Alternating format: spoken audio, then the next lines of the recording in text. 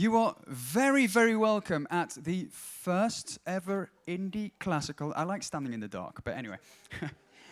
No, you're very welcome, and we're glad you're all here at the first indie classical festival in Zurich. This is already the third night. There's been some fantastic things going on the previous nights. I hope you were there. If not, talk to the others, because really, you don't want to miss that again.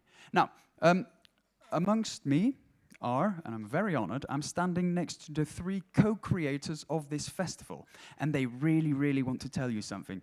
So, I'm going to pass on the microphone immediately. Just to warn you, I will be every now and then, when there's a set change, be asking very naive questions to some of the artists, and I hope that the things I ask will be interesting for you as well. But now, please give it up for the three co-creators of Apples and Olives Festival. Thank you, Brandon. Thank you very much. I changed to Swiss German. Brandon ist extra aus Amsterdam als Conférencier. Selber auch ein Musiker und neuer Musikkenner. Very independent person, isn't it? So, herzlich willkommen im Moods zum dritten Abend von unserem Festival. Wir möchten uns gerade bedanken beim Moods zuerst für die Partnerschaft. Das Exil, das auch dran an der Straße ist, und das Moods haben unter anderem mit den anderen Partnern das Festival zusammen produziert. Und wir freuen uns sehr, jetzt den ersten Abend im Moods, den dritten Abend vom Festival, hier zu machen. Mein Name ist Bärtsch, neben mir steht der Etienne Abelin, selber Giger, Dirigent, Interpret, auch heute in Aktion, wir hören dann noch davon.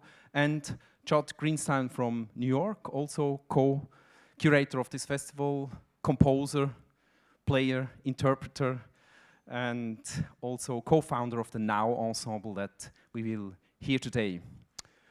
I think this is characteristic for the festival, that we all are somehow co-guys.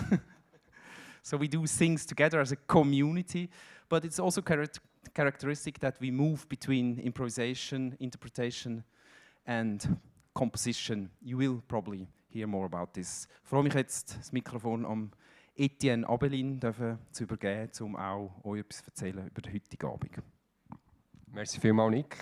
Und ja, auch von meiner Seite herzlich willkommen. Ich möchte gerne Judd ein paar Sachen fragen. Judd, I want to ask you a few things, because much of what we do here now in this festival was inspired by what you've been doing for a few years in Brooklyn. Maybe you can just give a few sentences on the origins of how this came into being. Sure. Well, thank you. First of all, it's such an honor to be here. I speak not just on behalf of myself, but also all of my colleagues here from the various ensembles and the various performers, composers who are here from the United States, Canada. It's just wonderful to be here in Zurich and find such a warm and welcome audience, and also a community of kin, of brothers and sisters who are engaged in the same kind of musical pursuits. Specifically in New York, we have a community that has many different tendrils, many different aspects to it. My role largely has been centered around New Amsterdam Records and New Amsterdam Presents, which is a record label that turned into a presenting organization. And actually the large work that you'll hear on the second half of the program by Sarah Kirkland-Snyder is notable not only for being one of the sort of big, that piece, Penelope, is one of the big hits of our record label, and you'll see why when we perform it tonight. But Sarah is actually one of the co-founders and co-artistic directors of New Amsterdam Records itself. So there's a lot of this kind of many-faceted, performer, composer, director, curator kind of activity. And it's all centered around the idea that music should be open to all influences, regardless of genre, that we're not trying to make music that defies tradition, but we're also not trying to limit ourselves to one tradition. And certainly all of the artists that we've heard the last two nights, and we'll hear tonight, and we'll hear tomorrow, exemplify that. So it's very exciting to be part of that. Brilliant. I think we should hear a little bit of music, and you're going to be part of that. And yeah, maybe you can just say a few things about what we're going to hear, just a quick little context. The quick overview, because you'll hear from, I think, all the artists, perhaps not Penelope. Penelope sort of stands alone. It's a narrative work. Cheryl Warden is the vocalist, who some of you may have heard last night in her band My Brightest Diamond over at Exile. That tells a story, and I'll let the story sort of tell itself. The first half is made up of 3 sets. The third, I'll sort of work backwards, will be Michael Mizrahi playing a set of music, including works by Mark Danzigers, Ryan Brown, myself, and also a few classical works. He'll talk more about that, but he has commissioned all these works to be contextualized in the classical tradition or to stand on their own as a new tradition that's classical but also post-classical. You can say more perhaps about the wind quintet, which I love. I've heard the recording by Yannick Kiger. Opening the night will be 2 pieces by Michi Wianko, who's a violinist, composer, another multifaceted musician, and I will be joining her on the keyboards.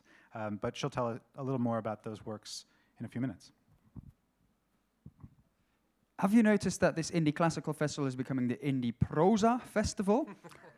We enjoy talking. I think we should stop that, actually. Yeah, get off stage, you two.